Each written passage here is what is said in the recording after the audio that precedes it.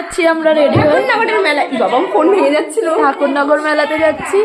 তো চলো। আর আমার যা আগে ড্রেস আপ দেখেছো এটাই সেম।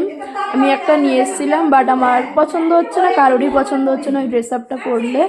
তো যাই হোক না কেন, যে চুড়িদারটা পরে এসেছি সেটাই পরে যাচ্ছি। আমারও সেম আছে। শুধু এই বিনুনিটা আমাকে আমার ছোটো আন্টি করে দিয়েছে, যেটা আমার খুব পছন্দের। আর ছোটো আন্টি ছাড়া কেউই করতে পারে না এই বিনুনিটা।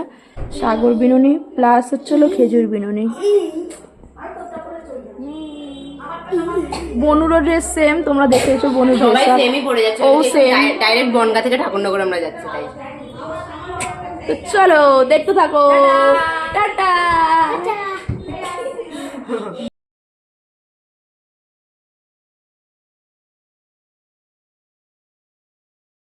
তো আমরা সবাই মিলে ঠাকুরনগর মেলাতে তো চলেও এসেছি।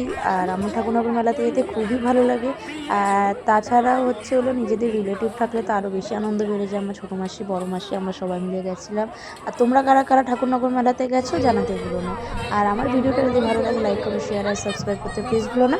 আর তোমরা তো জানোই যে এটা ঠাকুরনগর মেলার যে বড় মন্দিরটা, যেখানে মেন পুজোটা আমাদের হয়ে থাকে ঠাকুরনগর মেলায়, সেই পুজো। আর এখানে অনেক মন্দির, অনেক সুন্দর, মানে মন্দিরে যে পুজোটা আমি ভেতরে ঢুকিনি, তোমাদের মন্দিরে ঠাকুরটা সেরকম দেখা হয়নি।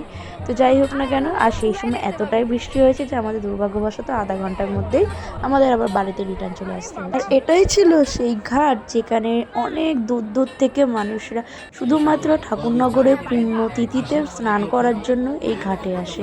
তো যাই হোক না কেন, এটা সবাই বলে নাকি খুবই একটা ভালো, মানে শুদ্ধ একটা ঘাট। যাই হোক না কেন, সেখানে তারপরে আমরা মেলা দেখে আমরা একটুখানি দোলনা চড়ে, দোলনা আমরা বলতে গেলে আমি আর আমার বোনই চড়েছি ড্রাগন। তোমরা যারা জানো ড্রাগন, সেই ড্রাগনটা আমার চড়তে খুব ভালো লাগে। আর আমি অন্য কোনো মানে দোলনা চড়ি না। তো যাই হোক না কেন, আমি আমার পার্টনার পেয়ে গেছি, আমার বোন। এছাড়া আর সবাই বলছে তুই খুব ছোট, তুই শুধু ড্রাগনে উঠিস, আর কেউ উঠবো না আমরা। তো যাই হোক না কেন, আমরা ড্রাগনে উঠেও পড়েছি। তো চলো দেখতে থাকো। মেলাতে গেলে যেটা না চড়েই নয় সেটা হচ্ছিলো ড্রাগন। আমি খুব ভালোবাসি। আমাকে দেখতে বড় হলেও আমি আসলে, মানে বয়সে বড় হলেও আমার বিহেভিয়ার, আমার সব কিছু দিক থেকেই ছোটো। তো আমার ড্রাগনটাই বেশি পছন্দ করি।